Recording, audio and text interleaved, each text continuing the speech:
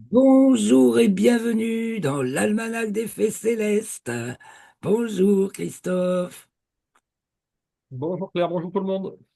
Bonjour à vous tous. Ravi de vous retrouver pour le bulletin astronomique. Nous allons parler de la période du 1er au 9 août 2025, la deuxième phase de la deuxième lune des ténors hiver sud. C'est donc du premier quartier à la pleine lune. Le premier quartier advient le 1er août. Alors, j'ai perdu ma page. Le 1er août précisément, Christophe va peut-être me doubler à 14h41. Et sinon, et la pleine lune advient le 9 août à 9h54. Donc, 1er août, vendredi 1er août, premier quartier, 14h41, pleine lune, samedi 9 août à 13h54, la pleine lune, donc du mois d'août, la pleine lune quand du soleil en Lion, donc la lune dans le signe du Verseau. Une pleine lune qui sera qui passera dans le ciel un petit peu plus haut que la précédente quand même, qui était particulièrement basse dans le ciel, un record en 18,6 ans, lié au cycle des nœuds lunaires. Et donc, bah voilà, ça va être la pleine lune. Alors, on va aller, c'est le moment de se régaler d'un lever de pleine lune, de la suivre dans le ciel. Et donc, cette semaine, la Lune est donc gibbeuse croissante. Elle est croissante depuis la nouvelle Lune. À partir du premier quartier, elle est gibbeuse croissante, donc, mais elle est descendante. Hein, on va voir ça. On va faire le point sur la Lune. Elle est descendante en déclinaison, ce qui fait que à peu près jusqu'à la pleine Lune encore, ça se décale un peu. Elle culmine de plus en plus bas. Ça se traduit dans les signes du zodiaque, ça se traduit, elle est entre Cancer et Sagittaire. Ça descend en déclinaison. Et donc en culmination aussi dans l'hémisphère nord. C'est le contraire dans l'hémisphère sud. Ils ont la Lune de plus en plus haut quand nous on l'a de plus en plus bas.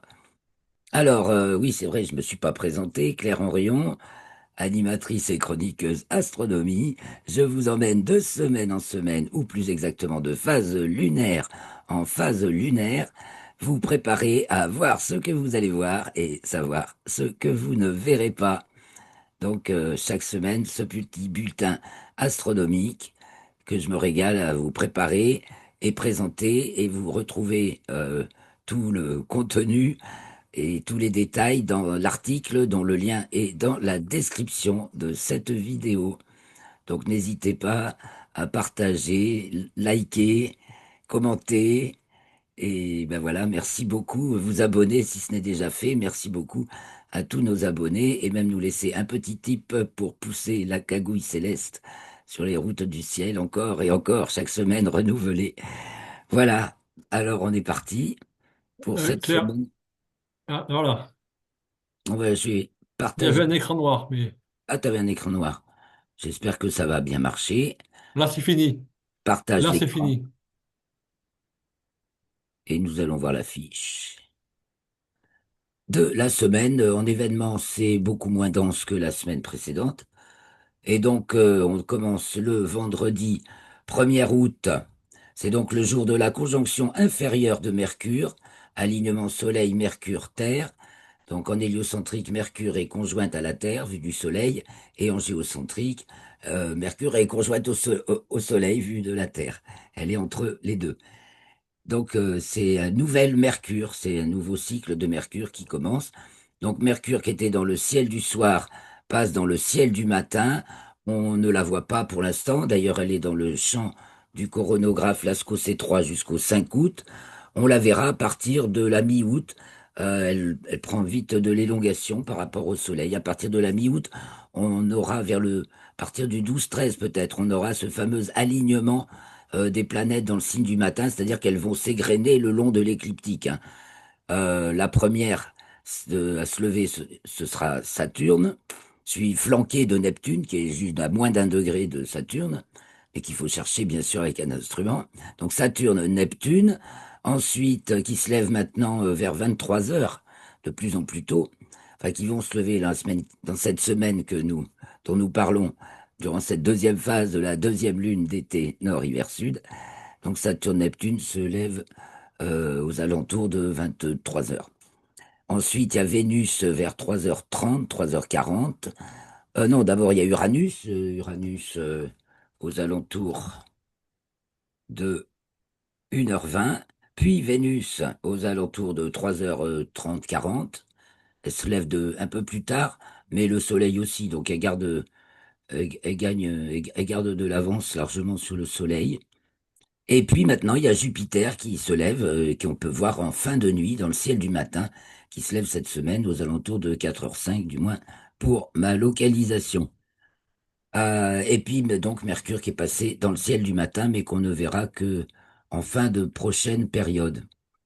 Voilà pour les planètes. Donc il y a du changement. Voilà tout ce qu'on verra à partir du 13 août à peu près. Cet alignement de planètes faudra se lever avant le Soleil. Alors, Mercure aussi, non, non, la Lune, pardon. Donc, premier quartier de Lune, vendredi 1er août à 14h41. À ce moment-là, la Lune est dans le 10e degré du signe du Scorpion, le Soleil celui du Lion. La Lune est devant la constellation de la Balance et le Soleil celle du Cancer, jusqu'au 12 août. Ensuite, ce jour du premier quartier, la Lune est aussi à l'apogée, donc au plus loin de la Terre. Ensuite, elle se rapproche. Elle était... Non, elle sort des limites zodiacales sud. Je vous ai dit qu'elle descendait en déclinaison. Donc, elle descend en déclinaison et sort donc des limites zodiacales sud le samedi 2 août à 20h46. Elle va atteindre sa déclinaison minimale le 5, donc jusqu'au 5, 15h31, la Lune est descendante. À partir du 5, 15h31, la Lune est montante. En tout cas, elle est croissante. Ne confondez pas montante descendante et croissante décroissante. Croissante décroissante, c'est la phase lunaire. Donc, de la nouvelle lune à la pleine lune, c'est croissante. Et de la pleine lune à la nouvelle lune, elle est décroissante. Quand elle est croissante, vous la voyez l'après-midi et le soir, elle se couche dans la nuit. Et quand elle est décroissante, vous la voyez dans la nuit et dans le ciel du matin, de plus en plus tard dans la nuit. Quand vous la voyez le matin, c'est qu'elle est décroissante. Quand vous la voyez le soir, elle est croissante. Ça, où que vous soyez sur Terre, c'est une constante. Parce que des fois, on se demande, on met un P, on met une barre, ça fait un P, ça fait un D, c'est une majuscule, c'est une minuscule. Si on est dans l'hémisphère sud, c'est le contraire. Alors, c'est embrouillé finalement. On dit que matin, elle est décroissante, soir, elle est croissante. Ok, on continue. Donc, ben voilà, elle sort des limites zodiacales sud, donc elle fricote avec le signe du Sagittaire dans lequel elle entre dimanche 3 août à 8 heures. Je continue avec la Lune, on fera Mercure après.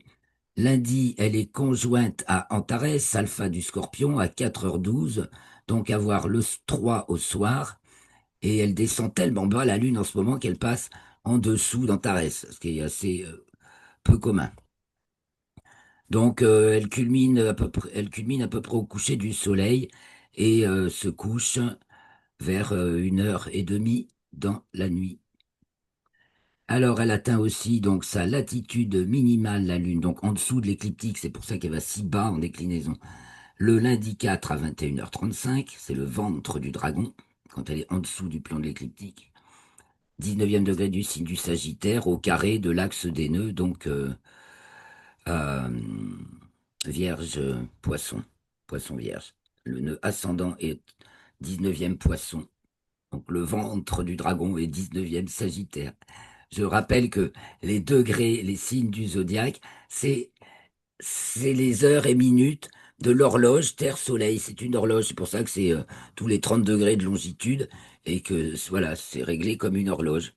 Donc on le retrouve en ascension droite avec les tranches d'ascension droite qui sont en heure d'ascension droite.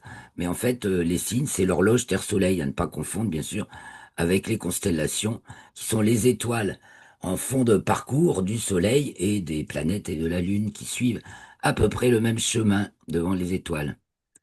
Donc les constellations sont des repères culturels parce que de toute façon, avec les mêmes étoiles, vous savez, enfin, que les autres cultures ont fait d'autres dessins et raconté d'autres histoires. Les Chinois, avec exactement les mêmes étoiles, n'ont pas du tout les mêmes, euh, ni les mêmes figures, ni les mêmes histoires dans le ciel, puisque c'est le palais impérial céleste avec toutes les aventures du palais impérial céleste chez les Chinois.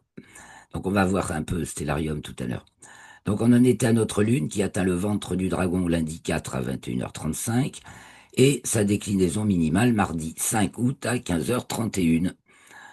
Alors ensuite elle entre dans le signe du Capricorne le mardi 5 également à 19h03. Elle passe ensuite dans le signe du Verseau vendredi 8 août à 3h18. Elle remonte donc en déclinaison et rentre dans les limites zodiacales vendredi 8 à 6h40. Elle est conjointe à la planète naine Pluton, vendredi 8 à 7h37. Bien sûr, on ne voit pas Pluton, mais en voyant la Lune, on peut se dire, tiens, Pluton est là. Après, on a une petite idée par rapport aux étoiles du Sagittaire. Non, par contre, de la constellation du Capricorne, c'est vrai, Pluton est maintenant devant la constellation du Capricorne et dans le deuxième degré du signe du Verseau en géocentrique. Et puis voilà, on arrive à la pleine lune, samedi 9 à 9h54, donc on va avoir essentiellement la nuit du 8 au 9 pour admirer cette pleine lune. Donc, voyez, vous avez les horaires là. Donc, le 8-9 août, elle se lève à 21h03, alors que le soleil se couche à 21h17. Non, à 21h06, pardon. Que je prenne la bonne journée. Donc, il y a 3 minutes, elle se lève 3 minutes avant le coucher du soleil. Et puis, la nuit suivante, elle se lève à 21h29 alors que le soleil se couche, ben donc une petite demi-heure après le coucher du soleil, le 9 au soir. Et donc, elle va passer dans le ciel un petit peu plus haut que la pleine lune précédente, pas encore bien haut. Elle est devant la constellation du Capricorne, donc, et le soleil encore celle du Cancer. Et donc, cette pleine lune marque le 17e degré du Verseau et du Lion, la lune en Verseau, le soleil en Lion. Que voit-on encore? Alors non, j'ai pas fait les planètes. Mercure, donc on est parti de sa conjonction inférieure le 1er août. Ensuite, que lui arrive-t-il à Mercure? En héliocentrique, elle atteint sa latitude minimale le 3 août, c'est-à-dire son point le plus bas de l'écliptique, son ventre. Voilà, ouais, aussi, mais c'est pas le dragon lunaire, là.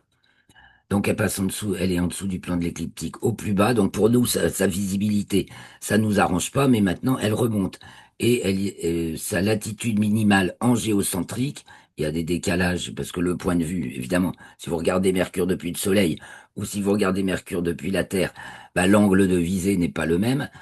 Donc en géocentrique, elle a déjà atteint sa latitude minimale, donc elle remonte, ce qui va nous faciliter sa vision. Quand elle apparaîtra, elle sera plus haute en latitude dans le ciel du matin. Donc en fin août, deuxième moitié de août, on peut avoir une chance de voir Mercure dans le ciel du matin. Donc ensuite, elle passe en poisson, elle rentre dans le signe des poissons en héliocentrique le 6 août à 22h18. Et voilà pour Mercure. Il y a Mars qui fait pas mal de trucs cette semaine. Donc Mars entre dans le signe de la Balance en géocentrique. Elle va y rester jusqu'au 22 septembre. En héliocentrique, il me semble qu'elle est toujours... Euh, je sais plus. Et elle passe dans le plan équatorial en héliocentrique. Mars, c'est facile à voir. Tiens, ça se voit là. Et toujours dans le signe de la Balance, il va bientôt entrer dans le signe du Scorpion. Donc, signe de Balance en géocentrique et encore Balance en héliocentrique. C'est bien ça. Mais oui, mais oui. Et voilà. Et également, elle passe en déclinaison sud. Donc, en géocentrique, là, dans le plan équatorial, elle passe en dessous. Elle passe en déclinaison sud. Elle descend jusqu'au 10 février. Non, non, non. Elle descend jusqu'au 16 décembre. Son dernier maximum, c'était le 10 février. À plus 26 degrés 13 minutes. Donc depuis, elle était en déclinaison nord et elle descend, elle descend, elle descend. Et elle atteindra son minimum le 16 décembre à moins 24 13, donc hors limite zodiacale sud. Elle était hors limite zodiacale nord le 10 février. Autre petit détail. Alors donc les planètes, je vous en ai parlé. On a plein de petites planètes à l'opposition du Soleil cette semaine. Bon, c'est l'occasion de les observer, mais c'est tout des magnitudes 10, 12. Donc il faut être motivé, sauf Pallas le 7 août, donc qui est quand même de magnitude 9. Mais voilà, on peut s'amuser à chercher les astronomes amateurs, on peut s'amuser à chercher Béatrix, Urania, Ozonia, Herculina, Elpis et Pallas qui passent à l'opposition du Soleil, donc dans leur meilleure exposition, donc qui culmine au milieu de la nuit. Et puis la Lune est conjointe à Vesta le 1er août et à Junon le 2 août. En ce qui concerne Jupiter, ben, puisque Jupiter devient visible dans le ciel du matin, sa cohorte de satellites le devient également avec un petit télescope. Et on pourra déjà remarquer le 8 août aux alentours de 5 heures l'alignement des quatre lunes galiléennes, Io, Europe, Ganymède et Callisto, dans leur ordre naturel, donc à l'est de Jupiter. Encore quelques petits trucs pour nos amis de la Guadeloupe. Le soleil passe au zénith, c'est-à-dire au-dessus de leur tête, là, quand ça fait pas d'ombre, le 7 août, deux fois dans l'année à la Guadeloupe, le 3 mai et le 7 août, il culmine à midi au zénith. Et donc, bon, la Guadeloupe, c'est quand même dans l'hémisphère nord. Donc, la plupart du temps, il culmine du côté sud, mais toujours très haut. Et du 3 mai au 7 août, il culmine du côté du nord, le soleil. Il continue à monter. Et donc voilà, on pense à nos amis de la Guadeloupe le 7 août. Donc Mercure, je vous ai dit, sortait du champ du coronographe Lascaux C3 le 5 août, où se trouve également l'amas de la Crèche de la constellation du Cancer jusqu'au 7 août, et l'amas ouvert M67 de la constellation du Cancer également, qui sort le 9 août. Et puis, on a noté le 7 août, lever cosmique de Sirius pour la latitude 45 nord. Qu'est-ce que c'est que le lever cosmique? C'est quand quand l'étoile, pardon, Sirius, c'est donc Alpha du petit chien, c'est l'étoile la plus brillante du ciel. Et donc, le 7 août, pour la latitude 45 nord, elle se lève en même temps que le soleil. Déjà, pour ma latitude 44-30, c'est le 6 août que ça se produit. Et donc, si on va plus au nord, c'est plus tard. Alors, on va passer sur Stellarium, justement. Et j'avais prévu de démarrer pour visionner ça. Voilà, donc j'ai éteint le ciel et non, j'ai laissé l'horizon. Voilà. Donc je l'ai mis le 6 août parce que chez moi c'est le 6 août. Donc le soleil se lève, voyez, à l'est-nord-est à 6h47 et Sirius se lève à l'est-sud-est, hein, à près de... Est-ce que ça fait 45? Ça fait 45, ça. 30 degrés à droite, donc plus vers le sud. Sirius se lève à 6h47, donc c'est à la même heure. Le Soleil et Sirius se lèvent à la même heure, mais pas du tout au même azimut. Et selon votre latitude, si vous êtes plus au sud, c'est plus tôt. Et si vous êtes au nord, c'est plus tard en date. Euh, Après, comme Sirius se lève 4 minutes, comme toutes les étoiles, Sirius se lève chaque jour 4 minutes plus tôt que la veille, et le soleil, lui, se lève de plus en plus tard. Donc bientôt, on pourra chercher Sirius à son lever, et quand on voit l'étoile à son premier lever avant le lever du soleil, eh bien, c'est ce qu'on appelle son lever héliaque, le fameux lever héliaque de Sirius que guettent particulièrement les Dogons du Mali, qui ont une vue extrême et dont la culture tourne autour de l'étoile Sirius et ça paraît curieux, mais ils connaissent. Sirius est une étoile triple en fait. Bon, en tout cas, ils connaissent Sirius B et dont le cycle avec Sirius A est de 51 ans et toute leur culture est basée sur ce cycle de Sirius, des deux étoiles de Sirius. Pourtant, elle n'est pas visible à l'œil nu, mais ils ont une excellentissime vue. Mais quand même, faut le faire. Donc voilà, c'était pour parler du lever cosmique qui est le lever d'une étoile en même temps que le Soleil pour une latitude donnée. Et puis ensuite, le lever héliaque, c'est quand on peut la voir. Dès qu'on voit l'étoile, les guetteurs, voilà. Donc les guetteurs du ciel, je pense qu'il faut que l'étoile se lève une bonne demi-heure avant le Soleil pour qu'on puisse la voir briller un peu dans le ciel, à l'horizon. Donc un horizon parfait, une vue excellente et une atmosphère transparente. Une demi-heure, trois quarts d'heure avant le lever du soleil. Préparez-vous parce que c'est au mois d'août. Alors je remets l'atmosphère et puis on va aller voir la pleine lune, tiens, voilà. On va aller voir la pleine lune et puis après on reviendra un peu sur la lune au fur et à mesure de la semaine. Donc là je suis tourné vers le nord. Je vais rester du côté de l'est. On va guetter notre pleine lune, c'est le 9, donc le 8 au soir. Ah, mais là on est au matin, donc on va aller au soir. Voilà, le 9 au soir, le 8 au soir. Voilà. Donc l'est est ici, la lune est au sud-est. Donc elle se lève à 21h03 pour ma localisation. Donc lever de la pleine lune, le 8 au soir, coucher du soleil à l'opposé.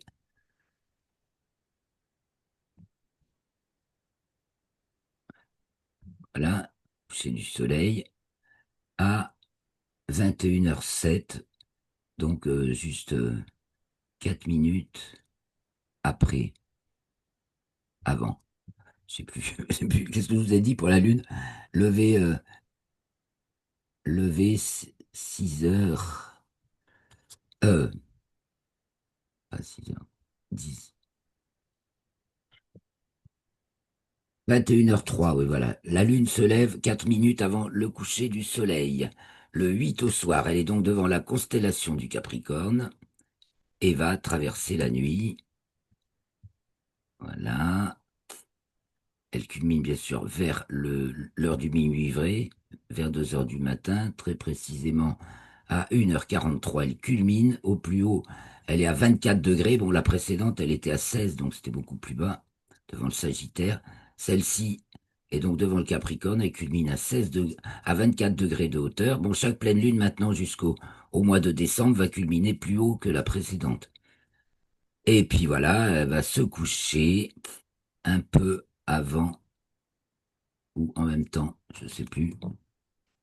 Elle se couche à 6h33 pour un soleil qui se lève à l'opposé. Soleil,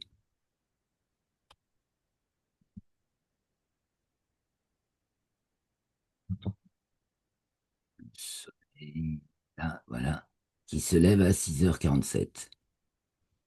6h33, donc elle se lève quelques minutes avant, elle se couche quelques minutes avant le lever du soleil. Voilà pour la pleine lune. Alors le lendemain, ça y est, j'ai encore perdu ma lune. Elle est voilà. Le lendemain, donc on passe la journée du 9 et le 9 au soir, on va voir, je vais me mettre du côté de l'Est, on va voir la Lune réapparaître eh ben, un petit peu plus près de l'Est, elle est en longue ascension, et donc elle se lève à 21h29, le 9 au soir.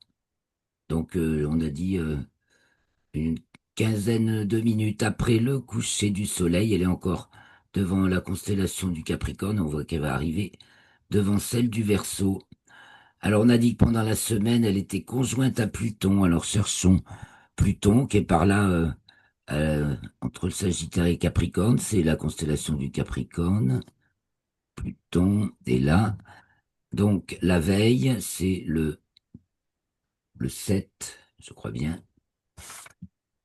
Le 8 à 7h27. Donc, la Lune est conjointe à Pluton. Donc, si vous regardez la Lune le 8 au soir, on va aller un peu plus tard dans la nuit. Voilà, il fait plus nuit.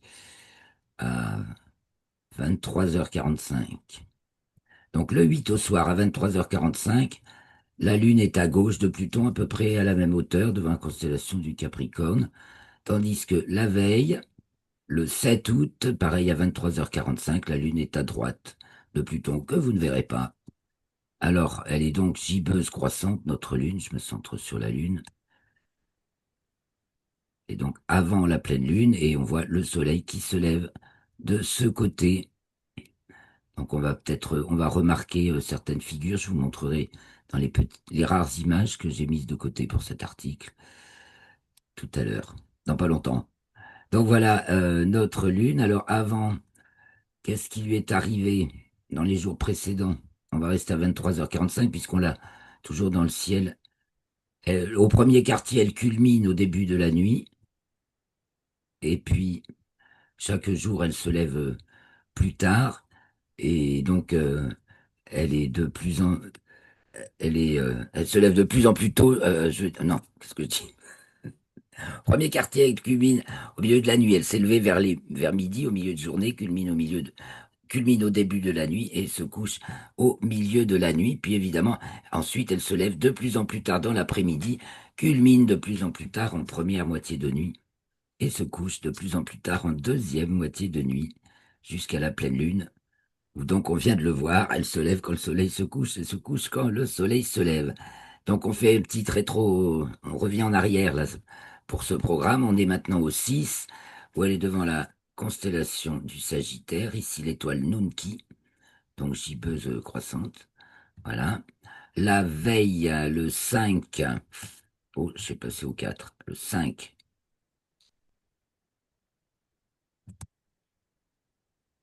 Là, nous sommes au 5 août, elle est devant la constellation du Sagittaire. Le 4 août, elle est devant Ophiuchus. Oui, ça c'est Ophiuchus. Je peux vous montrer, parce qu'on voit bien, voilà, tout ce qu'on voit dans le ciel, vers le sud. Donc le Scorpion et Sagittaire vers le sud en début de nuit, au-dessus Ophiuchus. Et puis à partir du Sagittaire, la Voie lactée qui monte vers l'Aigle. On fera un petit tour du ciel si on a le temps quand même. Je finis avec la Lune pour voir sa conjonction avec Antares le 3 août, parce elle passe très près, donc il y a une occultation d'Antares par la Lune. C'est le 4 août à 4h12 précisément, voilà. Il y a une occultation d'Antares par la Lune pour le sud du Pacifique, de l'Amérique du Sud et de l'Atlantique et l'Antarctique. Donc ensuite, elle est le 2 devant la constellation de la Balance, et voilà le premier, le jour du premier quartier. Voilà, là, elle est en premier quartier. Elle est donc déjà devant la constellation de la Balance. Alors voyons un petit peu le reste du ciel. Donc nous sommes du côté de l'ouest. Je suis revenu au 1er août là, hein. Donc les étoiles prennent 4 minutes d'avance chaque jour. Donc à la fin de la période, donc 7-8 jours, elles ont pris euh, presque une demi-heure. Presque une demi-heure en une phase lunaire chaque jour. 4 fois 7, 28. Voilà, en 7 jours, elles prennent 28 minutes d'avance. Voilà, environ une demi-heure par période. Mais voilà, c'est toujours le même ciel. Donc de plus en plus tôt, vous voyez Arcturus du Bouvier qui va se coucher. Vous voyez l'arc formé par la queue de l'ours. Donc arc formé par la queue de l'ours qui est là, le chariot, les 7 étoiles du chariot. L'arc formé par la queue de l'ours arrive sur Arcturus et Spica de la Vierge qui est en train de se coucher à 23h45. En août, on la voit plus beaucoup après. Elle se couche vite. Le soir, il y avait Mars. Ça devient trop difficile, vous voyez. Mars, devant la Vierge, c'est les derniers moments pour repérer la planète Mars. C'est encore faisable au télescope. S'il y a un bon horizon, on se dit on a vu Mars, on est content. Après, on ne la verra plus pendant un an. Du côté du nord, donc on voit le chariot, la grande ourse descendre vers le sol. L'étoile polaire est donc ici, dans le prolongement des deux gardes, ou les deux étoiles qui sont opposées à la queue dans le chariot. Donc ici l'étoile polaire, on fait un, 2, 3, 4, 5. C'est le bout de la queue de la petite ours qui est dans l'autre sens, par rapport à la grande. On repère aussi bien le dragon.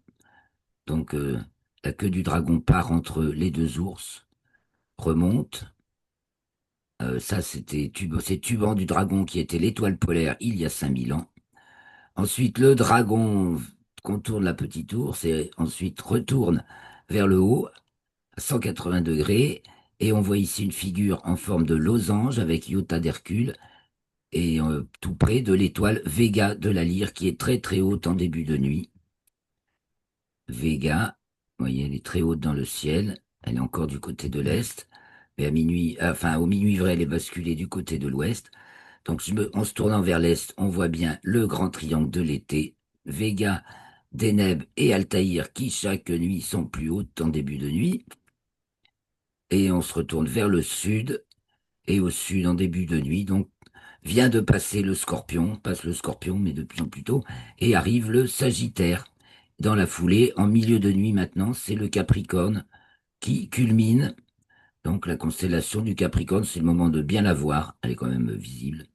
Et ici, une étoile assez lumineuse, quoique basse, faux maillot du Poisson austral. Et voyez, dans la nuit, de plus en plus tôt, donc 23h30, Saturne est levé, 23h17 le 1er août.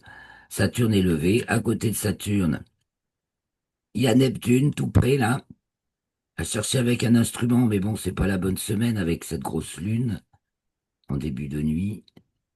Quoique tant que la lune se couche en fin de nuit, vous pouvez encore voir Neptune en début de période, en fin de nuit.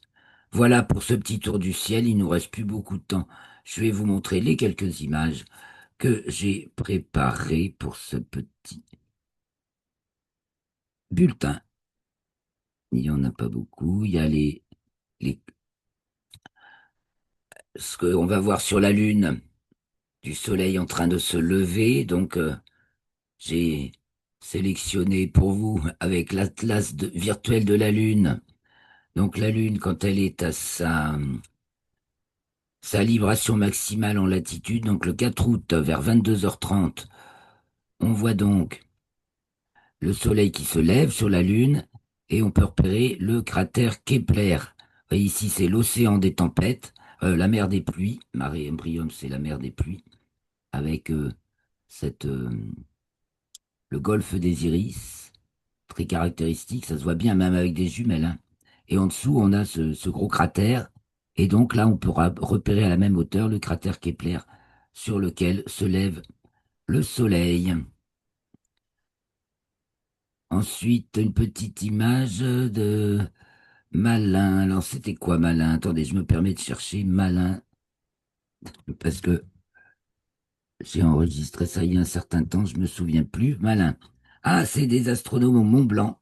Ils sont montés au Mont Blanc pour installer un instrument d'observation. Et ils ont atteint leur objectif, réaliser une photo de la lointaine galaxie Malin 1, considérée comme la plus vaste de l'univers connu. Voilà, donc je vous aurai le lien pour aller en savoir plus. Donc, c'est la plus vaste galaxie connue et photographiée depuis le sommet du Mont Blanc, les amis. Voilà un exploit.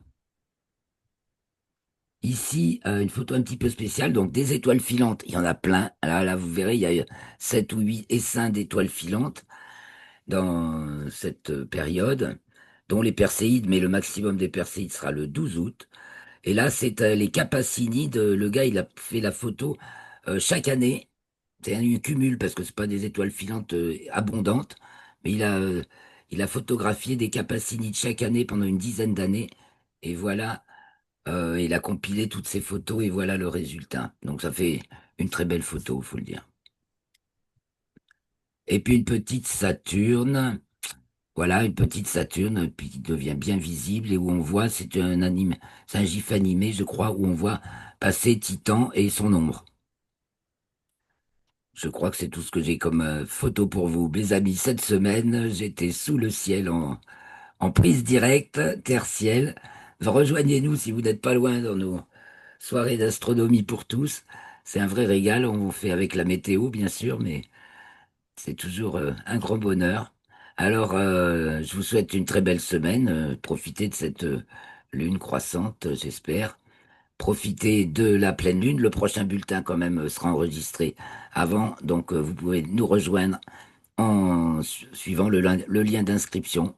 Merci, Christophe, beaucoup pour ta présence attentive. Merci à vous tous. Portez-vous bien et à la semaine prochaine, donc mercredi, je crois, ou peut-être jeudi. Mais inscrivez-vous, vous aurez la date précise. À bientôt.